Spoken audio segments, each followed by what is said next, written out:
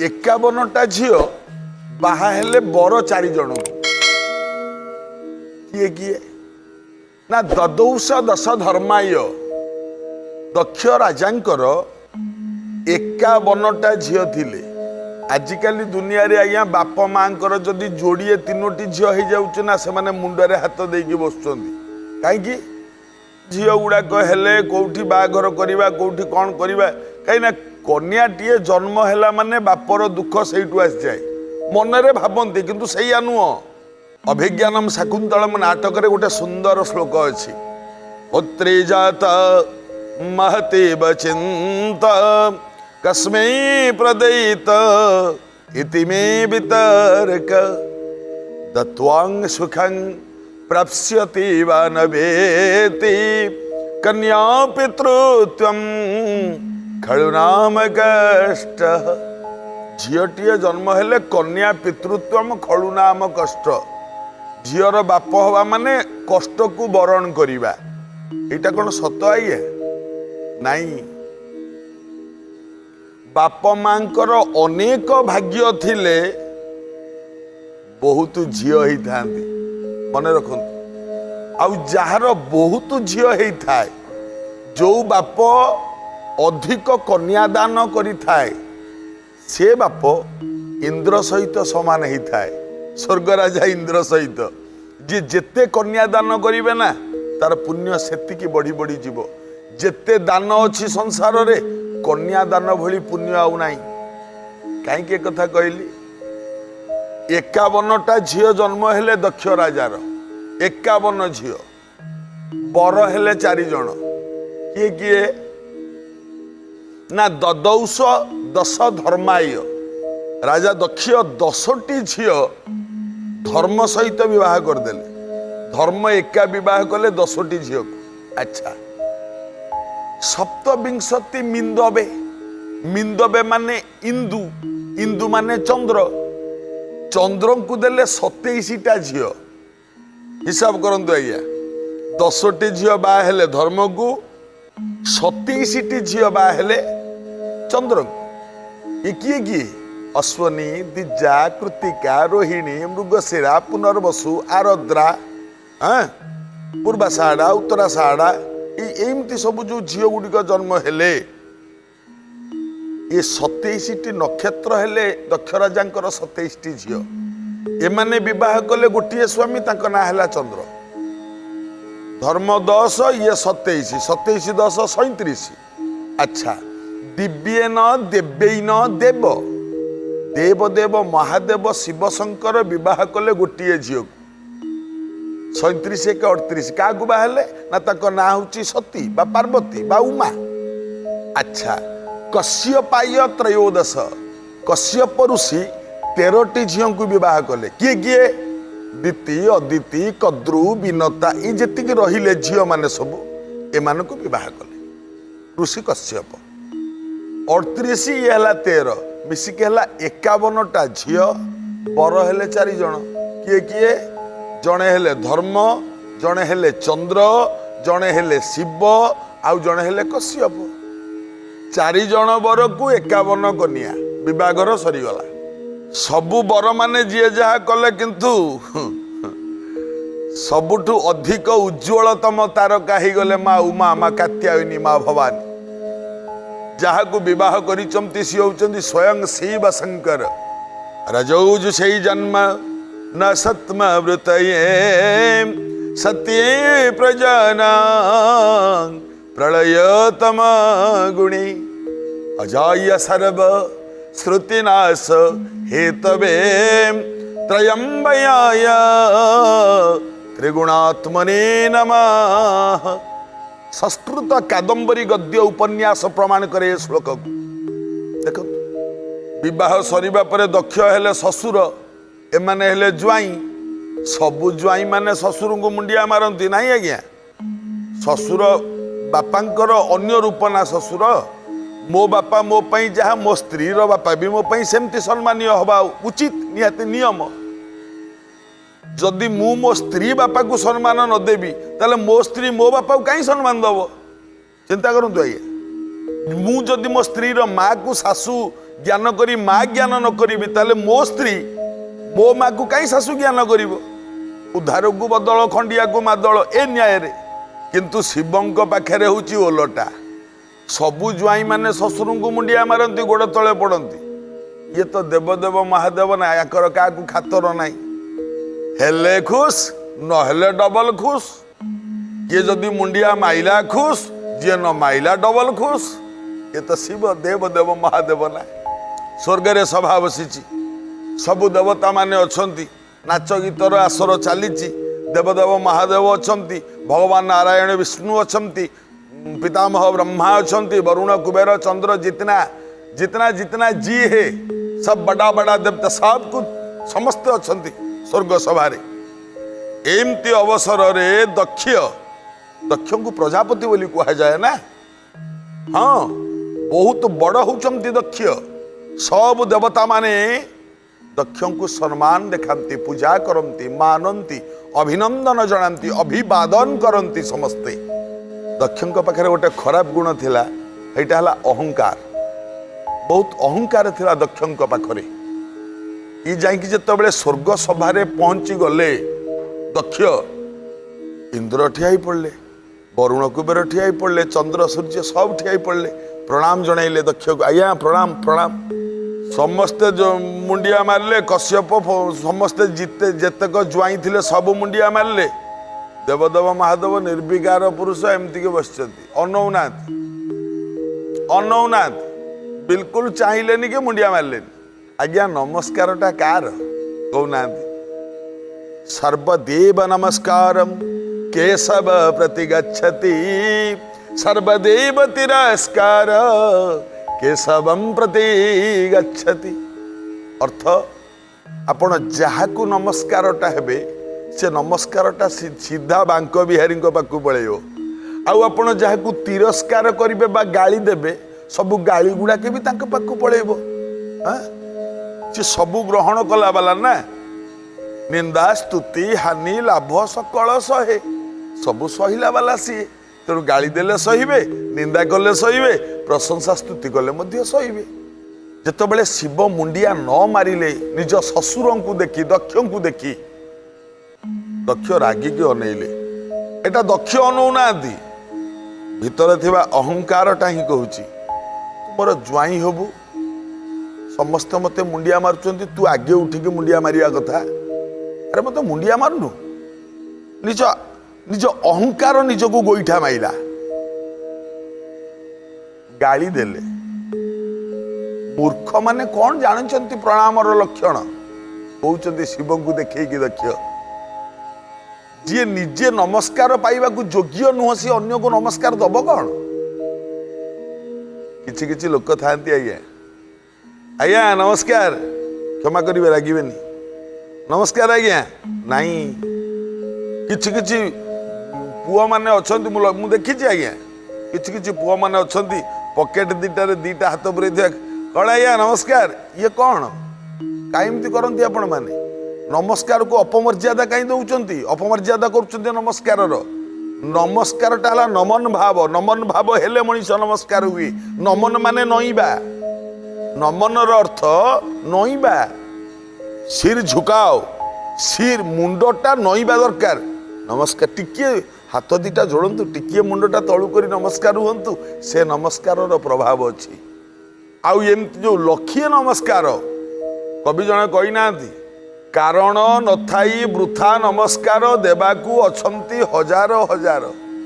किछि कारण नथाई खालीटारे नमस्कार हबार कोनोसी माने नथाय आज्ञा किछि अर्थ भी नथाय आउ हाँ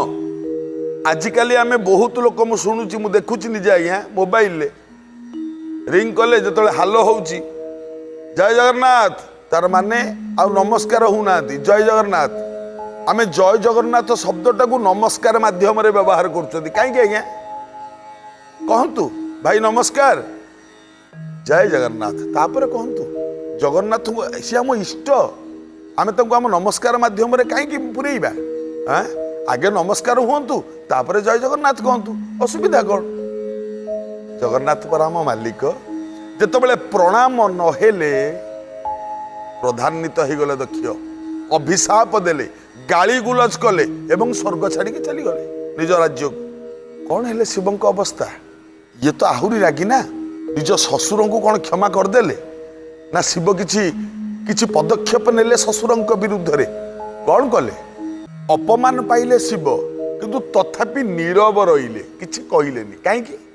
बापा माँ गुरु ब्राह्मण एमाने दोष कले एमानकु दंड दबार क्षमता आमर नाही एक कथा शिव भल कि जानिछंती तेणु किछि कहलेनी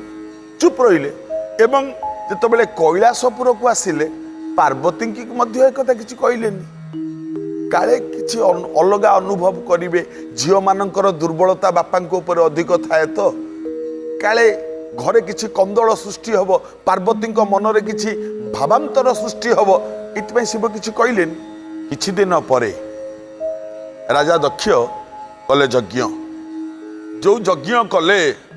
समस्त को निमंत्रण देले शिव को निमंत्रण देलेनी कहीं देलेनी अपमानटा पाइचंती ना जुहार हेनी मते देलेनी निमंत्रण जेतबेले निमंत्रण न देले सब देवता माने तांको सबु झियो सबु ज्वाई समस्ते आकाश मार्ग रे उड़ी के जाउचंती जेझा जानवाहन धरिकी सब जाउचंती दक्षक यज्ञ को माँ पार्वती बसतेले अनेइले कहले कौन एते सजबाज होइकी सब जाउचंती कुआडी के जाउचंती शिव कहले तम बापा करूचंती यज्ञ से यज्ञ को जाउचंती समस्ते बापा यज्ञ कले हमको डाकिलेनी डाकी ना तो डाकी ना तुम भाबार कौन अच्छी कहला नाई सेमती कहले केमती हम सी तुम शशुर टी कहला हाँ मुझे तो अमान्य करूनी से मो शशुर किंतु तो निमंत्रण दे ना ना शास्त्र रे लेखा अच्छी परा अनाहृते प्रविश्यन्ति अपृष्ट बहुभाषते माने अनाहृते प्रविश्यन्ति न डाकिबा पूर्व जी जाए बिना निमंत्रण रे जी जाए अपृष्ट बहुभाषते न पचारिबा पूर्व जी किछि कहे आज्ञा किछि लोक अछंती आज्ञा आपण दी जण कथा होउतबे कौन कथा होउतबे किछि जणा नथिबे सी आसी मझिरे हाँ ए कथा ना एटा बा एया को एया अरे भाई तमे काई ता भितरे पसुच एमती किछि लोक अछंती न पचारिबा पूर्व अनेक कथा कहंती नाही भलो नु से सब पार्वती कहले प्रभु एडे बड़ यज्ञ करुचंती एडे बड़ अनुष्ठान करुचंती बाबा मोर जीवाटा कौन उचित नुह शिव कहले आदौ नुह कहला कहीं जीवा उचित नुह ना मु एइथिपाई कहूची जीवा उचित नुह तमे जदि जीव ना पार्वती मने रख जदि तमे जीव मु स्पष्ट देखि पारुची आउ तमे फेरिबोनी कहला कहीं कहला नहीं नहीं मो कथा मान तमे जानी कारण प्रथम कथा हला सी हमको निमंत्रण करि नाहंती आमे झियो जुआई आमे तांको घरे पाद दबा कथा आउ सब झियो जुआई गले तो हमको डाकी नाहंती आमे बिना निमंत्रण रे केमिति जीवा पार्वती कहले नाई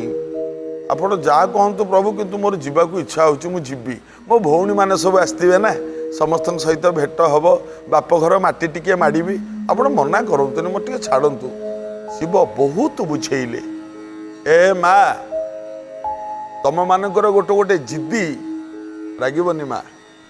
बेले बेले बहुत भयंकर फल दे थाए मन रख जो जिद्दीटा करूच भाभी चिंती की जिद्दीटा कर नले विपदर सम्मुखीन हुए हो पारिबा असंभव किछि नुह विशेष भाव में स्वामी कथा मान हाँ ता बोली स्वामी जे अन्याय कर स्त्री मान कथा से नुह किंतु थोड़े गभीर भाव में चिंता कर कौटा कले ठीक कौटा कले भूल नारीटा सब बेले पुरुषर अधीन मुझे कथा कहूनी कारण श्लोकटीए कहूँ पिता रक्षति कौमारी भर्ता रक्षति यौवने रक्षन्ति स्थविर पुत्र नास्ति स्वतंत्र्य महतिवा झियो थिबा अवस्था रे से बापांक अधीन रे रहे पिता रक्षति कौमारे भर्ता रक्षति यौवने विवाह करिबा परे से स्वामीर अधीन रे रही जाए रक्षन्ति थबिरा पुत्रो जेतबेले बूढ़ा बूढ़ी हो जाए सेतबेले पुओ मानक अधीन रे रहे तार स्वतंत्रता न थाए नारी जातिर किंतु वर्तमान समाज बहुत आगेलाणी नारी माने स्वाधीनता पाइलेनी एटा सत कथा एवं पाइबा मध्य उचित नारी माने अग्र पूजिया अग्र बंदिया हवा निहाती भल एटा सत पार्वती जिते प्रकार कहले शिव मना गले। एठी पार्वती निजर 10 रूप को प्रकाश करथिले, 10 विध रूप प्रकाश कले।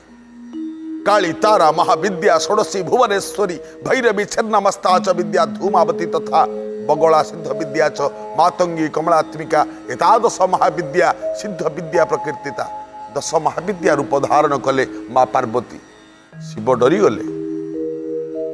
कहले तम इच्छा जहा होची सेया कर। पार्वती चलिले शिवंक कथा अमान्य करी। माँ देख जेतिकी मोर महिषी माँ माने साधुवाणी रे पवित्र कार्यक्रम शुणुच, देख केते बड़ भूल हो, केते बड़ असुविधा हो।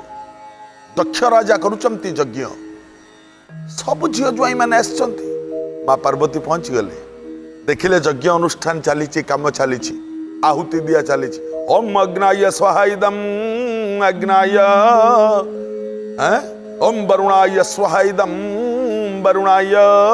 ओम इंद्राय स्वाहा इदं इंद्राय चली। पार्वती दूर ठिया कि अनेइले, बापा दहुचंती आहुति, मंत्र पढ़ुचंती ब्राह्मण, चली आहुति। निकट को गले, माँ देखिला, भौणी माने देखिले, केही किछि कहिलेनी। अरे माँ, मार कर्तव्य कौन? अरे माँ केतळे आइलु, भल छु? आ माँ आ भितर को। भौणी माने भौणी भौणी कही कुंडा कुंडी हो नाई। ना माँ संखोलिला, ना भौणी माने स्वागत जनइले, ना बापा दक्ष किछि कहिले, के किछि कहिले। बहुत बाधिला पार्वती को। पार्वती सेठी ठिया ही चिंता कले, मु अडकर आशीर्वाद द्वारा ये फल फलिला, स्वामी कथा न मानिक आशीर्वाद द्वारा ये फल फलुची। माँ पार्वती चिंता करुचंती। निकट को चली गले, दक्ष को पचारिले, बाबा की यज्ञ ये तमे करुच? सही पाइलेनी पार्वती। मु देखुची ये यज्ञ रे सबु अछि, किंतु शिवंक पई भाग किछि नाही। शिव जे मंगलमय, आ जोठी शिवंकर सत्ता न थाए, शिवंक नारे कौनसी अस्तित्व न थाए जो यज्ञ रे, से यज्ञ केबे मंगलकर ही न थाए। शिवंकर नाम परा मंगलमय, आ शिव जोठी नाती एटी मंगल केमिति हबो? एटी तो अमंगल हबो। दक्ष बड़ बड़ आखिरे अनेइले, कहले तते किए डाकिछि एठी? कौन पाई आसीचु? तो स्वामी मंगलमय नुह, सी अमंगलमय। आ तो स्वामीर भद्रता नाही। तो स्वामी ए संसार सबुठु कदर्य देवता। देखंतु केडे बड़ कथाटे कहीदेले। पार्वती कानरे हाथ देदेले, कारण स्वामी निंदा नरके जानती। स्वामी निंदा करेनि कि शुणवेनि, कानरे एमती हाथ देदेले। बाबा बंद करंतु। नहीं बंद कौन करी? तो स्वामी देवदेव महादेव बोली जहाँ को कहूचु, ए झील तुम झील हबु, मुझे कहबी कौन? शुण, सबु झील माने केते सुना रूपा हीरा गहना पिंधिकी अछंती, तू कौन पिंचु तो जीवन रे? कह मो ज्वाई मानकर सब केमितिका बाहन, तो स्वामीर कि बाहन? गोटे बुढ़ा हड़ा षंढटे। खाली हेतिकी नुह, मते कहलु देखी, जेतिकी प्रमाण रे जहा करूचु तू, तो स्वामी रोची कोठी? गोटे मशाणी भितरे। मशाणी होची ता घर नहीं, किछि नहीं तो स्वामीर, तू गोटे निस्व। पार्वती के दुख लगिला, सही पारलेनी। कले कौन? यज्ञ कुंड पाखे बसी पड़िले, कहले जदि वास्तव में मु शिवंक स्त्री हेई थाए, मु जदि सत्य कहू थाए, हे शिवशंकर, हे अग्नि देवता, ए यज्ञ नष्ट हो जाऊ, एया कहिले निज देहरु अग्नि सृष्टि कले, सांगे सांगे सेठी जली गले। देख शिव कही ना, जदि तुम जीव आउ फेरिला भली मते लगुनि, जली गले। माँ पार्वती सेठी तो जलीगले, शिवगण माने दौड़ी आसिले। समस्ते जो यज्ञ को भग्न करने को जाती, यज्ञ कुंडरू दक्ष जन को बाहर कले, ता ना हूँ रभु। ये रभु शिवगण मान सब दली मक्ची पकेला। फेरीगले शिवगण, जाकि शिवों पाखे कहले, प्रभु एमती है। शिव आहुरी भयंकर क्रोधान्वित हो गले। कले कौन? गोटे जटारू उपाड़ी गोटे जटा आनिक पृथ्वी में कचाड़ी देले। ए जटारू गोटे पुरुष बाहरिला, ता ना वीरभद्र। ये जो पुरुष बाहरिला, ये पुरुष गला यज्ञ कुंड को भग्न करदेला, दक्ष राजा मुंड काटिदेला, एवं से मुंड पड़ा यज्ञ कुंड रे। खाली गंडीटा पड़ी यज्ञ असंपूर्ण हो गला पृथ्वीर क्षति हम यज्ञ भग्न हेले पृथ्वी नष्ट हो जाए कले कौन गोटे छेलीर मुंड आणिकी गंडी रे लगागला से दिन दक्षक मुंड है गोटे छेली मुंड ये कथा कहिबार तात्पर्य एतिकी सबुबले स्वामी कथा मानतु आउ हाँ चारिटा बर को 51 कन्या ये 3 बरंकर किछि रहिलानी ये 50 झीर किछि रहिलानी गोटे झील गोटे स्वामी से ही कीर्ति रखीदे सबुदिन जहाँ को कहती दक्ष यज्ञ माँ पार्वती जो जली जाइथिले पार्वती जली गले से जगार तापर तो कौन है आपण मैंने सब जानते किंतु ये जो ध्वंस लीला आरंभ होता सामान्य टिकिए भूल पाई से भूलटा कौन भस्म कोशरे अग्नि कणा थाई मंद पवने बलिष्ठ हुई हेले संसार करई दहिर्ज्य से ही प्रकार नंदर तनुज पाउंस तलर निया एमती टिकिए भूल कौन से टिकक भूल शिव जदि से दिन स्वर्गपुर रे दक्ष को मुंडियाटे मारदे थांते एत बाट कथा जाई थांते कि आज्ञा नाई ना तेणु समस्त को मुंडिया मारंतु गुरुजन जोठी देखुचंती अभिवादन टिके करंतु। यह एक राजांकर एक अद्भुत कहानी जड़े राजा एक नगर में बास करुले राजा वृद्ध होगा जाऊले किंतु तांकर गोटे पुओ नथिला तांकर केवल गोटे झील थिला से एते विशाल साम्राज्य किपरि परिचालना करिवे से विषय रे राजा बहुत चिंतित होउतिले किए एहार जत्न नेबाकू सक्षम हेब दिने हठात भगवान को नाम रे राजा स्थिर कले जे आसंता काली सकाळे जी मो द्वार को आसीबो मु तांको मो झील सहित विवाह कराइबी एवं तांको मोर नूतन उत्तराधिकारी भावे बाछिबी परदिन सकाळे चिरी जाइथिबा पुराणा सार्ट पिंधिथिबा जणे बालक कबाट बाड़ाइला राजा याकू ईश्वर इच्छा बोली भावी तांको झील को सही निष्पत्ति अनुजाई से ही पुओ सहित विवाह करांती एवं तांको तांकर समस्त राज्य दियंती एवं अवसर पाई पर्वत को जाती वर्तमान यही नूतन राजा राज्य विषय सूचना ग्रहण करने को चेष्टा करती राजा किपरि परिचालना करेंगे युद्ध किपरि करेंगे केउं प्रस्तुति करा जिबा उचित जहाँ फल से जड़े बहुत भल राजा बोली प्रमाण करती से तांको भिन्न भिन्न मंत्री को विभिन्न कार्य देउथिले जेपरिक अर्थमंत्री को ट्रेजरी सेनाध्यक्ष को सेना कमांड एवं एहीपरि अनेक मंत्री तांको कैबिनेट रे अंतर्भुक्त होउथिले नूतन राजांको शासन रे राज्य बहुत भल चलुथिला समस्त लोक वृद्ध राजा को बहुत प्रशंसा करुथिले जड़े राजा जहाँ बाचिछंती से सर्वदा समस्त लोकों सहृदय व्यक्ति भाव में छिड़ा हुंती एठारे समस्ते समय समय रे राज्यसभार समस्त कोठरी को आसी पारंती किंतु केवल राजा गोटे कोठरी को जाउथिले सेमाने प्रति 10 रु 15 दिन यही कोठरी को जाउथिले एवं राणी को मध्य काहाकू जीवाकू दिए जाउ नथिला वर्तमान समस्त अदालत माने आग्रह प्रकाश कले जे यही कोठरी रे कौन अछि जहाँ भितरे केही मध्य देखि पारंती नाही समस्ते जानिबाकू चाहिए किंतु केही पचारिबाकू सक्षम हेला नाही तापर अति साहसर सहित अर्थमंत्री पचारिले क्षमा करिवे राजा साहेब किंतु काहेकि यही कोठरी रे प्रवेश निषेध